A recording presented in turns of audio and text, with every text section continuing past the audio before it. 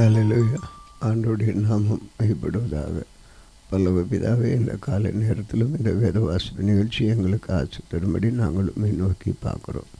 ஆவியானவர் எங்களோடு இருந்து கிருபையாக நடப்பி தொடர்ந்து கிரியை செய்ய பரிசுத்த ஆவியானவர் கிருபையாக வாரும். உடைய வல்லமை விளங்கும்படி செய்யும். உமக்கே மகிமையும் கனவும் செலுத்துகிறோம். இயேசுவே உமக்கு ஸ்தோத்திரம். இயேசுவே உமக்கு ஸ்தோத்திரம். என் கொடுக்கிற தேவனுக்கு ஸ்தோத்திரம். இயேசுவின் நாமத்தில் கேட்குறோம் பிதாவே, ஆமென். அன்பு நேயர்களே, இன்றைக்கு நாம் வாசிக்க வேண்டிய பகுதி சங்கீதத்தின் புத்தகம் 48ஆம் சங்கீதம். கோராகன் பக்தருக்கு உபயோகப்பட்ட சங்கீதம் ஆகியப்பட்ட கர்த்தர் பெரியவர், அவர் நமது தேவனுடைய நகரத்திலும் நம்முடைய பரிசுத்த பர்வதத்திலும் மிகவும் துதிக்கப்படத்தக்கவர். வட திசையில் உள்ள ஸ்தானமும் சர்வ பூமியின் மகிழ்ச்சியுமாக இருக்கிறது. அதுவே மகாராஜாவின் நகரம். அதன் அரண்மனைகளில் தேவன் உயர்ந்த அடைக்கலமாக அறியப்பட்டிருக்கிறார். இது ராஜாக்கள் கூடிக்கொண்டு ஏகமாக கடந்து வந்தார்கள். அவர்கள் அதை கண்டபோது பிரமித்து கலங்கி விரைந்தோடினார்கள். அங்கே நடுக்கம் கொண்டு பிரசவ வேதனைப்படுகிற ஸ்திரீயைப் போல வேதனைப்பட்டார்கள். கீழ்காட்டினால் தர்சீசின் கப்பல்களை நீர் உடைக்கிறீர். நான் கேள்விப்பட்டபடியே நமது தேவனுடைய நகரமாகிய சேனைகளுடைய கர்த்தர் நகரத்தில் கண்டோம்.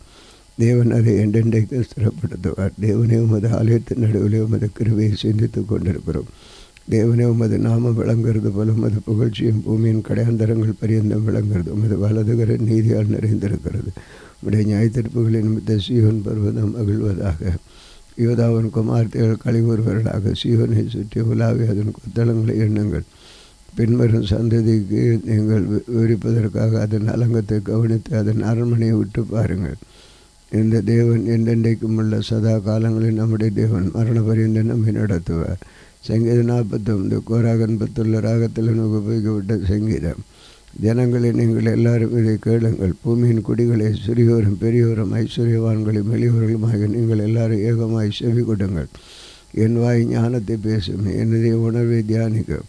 என் செவி ஊமை மொழிகளுக்கு சாய்த்து என் மறைப்பொருளை சுரமண்டலத்தின் மேல் வெளிப்படுத்தினேன். என்னை தொடர்கிறவர்களுடைய அக்கிரமம் என்னை சொல்ந்து கொள்ளும். தீங்கு நாட்களில் நான் பயப்பட வேண்டியது என்ன? தங்கள் செல்வத்தை நம்பி தங்கள் திரளான ஐஸ்வர்யத்தினால் பெருமை பாட்டுகிற ஒருவனாவது தன் சகோதரன் அழிவை காணாமல் இனி என்னென்றைக்கு உயிரோடு இருக்கும்படி எவ்விதத்தில் அவனை மீட்டு கொள்ளவும் அவனையும் தன் மீட்கும் பொருளை தேவனுக்கு கொடுக்கவும் கூடாது. அவர்கள் ஆத்ம மீட்பு மிக அருமையாக இருக்கிறது. அது ஒருபோதும் முடியாது. ஞானிகளும் மறுத்த அஞ்ஞானிகளும் நிர்மூலர் ஏகமாக அழிந்து தங்கள் ஆசையை மற்றவர்களுக்கு வைத்து போகிறதாய் காண்கிறேன். தங்கள் வீடுகள் நித்திய காலமாகவும் தங்கள் வாசத்தலங்கள் தலைமுறை தலைமுறையாகவும் இருக்கும் என்பது அவர்கள் உள்ளத்தின் அபிப்பிராயம். அவர்கள் தங்கள் நாமங்களை தங்கள் நிலங்களுக்கு தரிக்கிறார்கள். ஆகலும் கனம் பொருந்தியவனாக இருக்கிற மனுஷன் நிலைத்திருக்கிறதில் அழிந்து போகும் மிருகங்களுக்கு ஒப்பாக இருக்கிறவன். இதுதான் அவர்கள் வழி, இதுதான் அவர்கள் பைத்தியம். ஆகலும் அவர்கள் சந்ததியார் அவர்கள் சொல்லை மெச்சி கொள்ளுகிறார்கள். ஆட்டு மந்தையை போல பாதாளத்தில் கடத்தப்படுகிறார்கள். மரணம் அவர்களை மீண்டு போடும். செம்மையானவர்கள் அதிகாலையில் அவர்களை ஆண்டு கொள்வார்கள். அவர்கள் தங்கள் வாசஸ்தலங்களை நிலைத்திருக்கக்கூடாதபடி அவருடைய ரூபத்தை பாதாளம் அளிக்கும். ஆனாலும் தேவன் என் ஆத்மாவை தப்புவித்து பாதாளத்தின் வல்லமைக்கு மீட்பார். அவர் என்னை ஏற்றுக்கொள்வார். ஒருவன் ஐஸ்வர்யவனை அவன் வீட்டின் மகிமை பெருகும் பொழுது நீ பயப்படாது. அவன் மறிக்கும் பொழுது ஒன்று கொண்டு போவதில்லை. அவன் மகிமை அவனை பின்பற்றி கொள்வதும் இல்லை. அவன் உயிரோடு இருக்க தன் ஆத்மாவை வாழ்த்தினால் நீ அவனுக்கு உண்மை நாடினா நன்மையை நாடினா என்று மனிதர் அவனை புகழ்ந்தாலும் அவன் என்னென்றைக்கும் வெளிச்சத்தை காணாமல் தன் பிதாக்களின் சந்ததியை சேருவான்.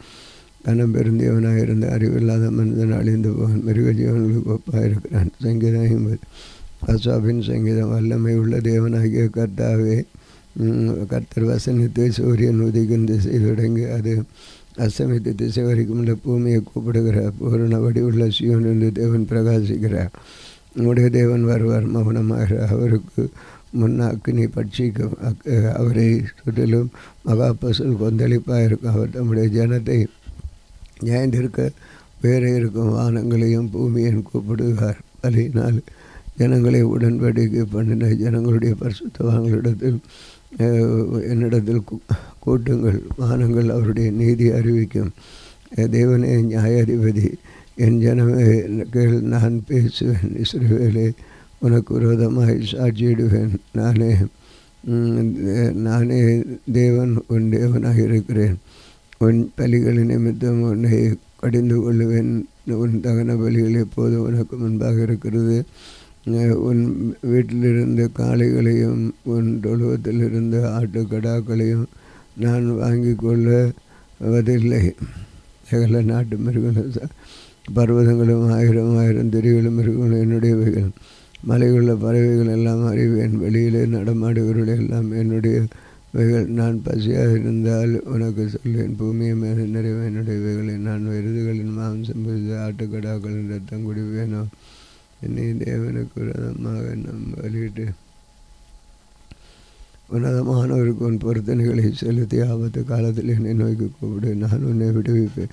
நீ என்னை மகிமைப்படுத்துவாய். தேவன் துன்மார்க்கனை நோக்கி, நீ என் பிராமணங்களை எடுத்துக்கொள்ளவும் என் உடன்படிக்கை உன் வாயிலை சொல்லவும் உனக்கு என்ன நியாயம் என்று சொல்லி நீ பகைத்து என் வார்த்தைகளை உனக்கு பின்னாக எரிந்து போடுகிறாய். நீ திருடனை காணும்போது அவனுடைய ஒருமித்து போகிறாய். விபச்சாரோடு உனக்கு பங்குன்னு உன் வாயை பொல்லாப்புக்கு திறக்கிறாய். உன் சற்பனை பிணைக்கிறது. நீ உட்கார்ந்து உன் சகோதரனுக்கு விரோதமாய் பேசி உன் தாயின் மகனுக்கு அவதூறு உண்டாக்குறவைகளை நீ செய்யும். நான் மௌனமாயிருந்தேன், உன்னைப் போல நானும் இருப்பேன் என்று நினைவு கொண்டாய். ஆனால் நான் உன்னை கடிந்து கொண்டு அவனை உன் கண்களுக்கு முன்பாக ஒவ்வொன்றாக நிறுத்துவேன். தேவனை மறக்கிறவர்களை இதை சிந்தித்துக் கொள்ளுங்கள். இல்லாவிட்டால் நான் உங்களை பீறி போடுவேன். ஒருவன் உங்களை விடுவிப்பதில்லை. ஸ்தோத்திர பலியிடுவனை மையப்படுத்துகிறார். தன் வழியை சபைப்படுத்துகிறவனுக்கு தேவனுடைய ரட்சிப்பை வெளிப்படுத்துவேன் என்று சொல்லுகிறார். ஆமென். இந்த நேரத்திலும் ஜெபிப்பான். ஆண்டவரே, இந்த வேளையில் உங்களுடைய நாமை விட கற்றுக் கொடுத்த கிருபைகளுக்காய் ஸ்தோத்திரம். இதை ஆசீர்வதியும். இந்த வேத வாசிப்பின் மூலமாக கிரேசியம் தொடர்ந்து படிக்கிற பிள்ளைகளையும் ஆசீர்வதியும். தேவைகளை சந்தித்து நடத்தும். இயேசு கிறிஸ்துவின் நாமத்தில் வேண்டிக் கொள்கிறோம் பிதாவே, ஆமென். இந்த நாளிலும் எங்களுக்கு விரோதமாக கிரியை செய்கிற சகல அந்த வரவல்லுமே நாவிகளை இயேசு கிறிஸ்துவின் நாமத்தில் கடிந்து கட்டுகிறோம். ஆமென், ஆமென்.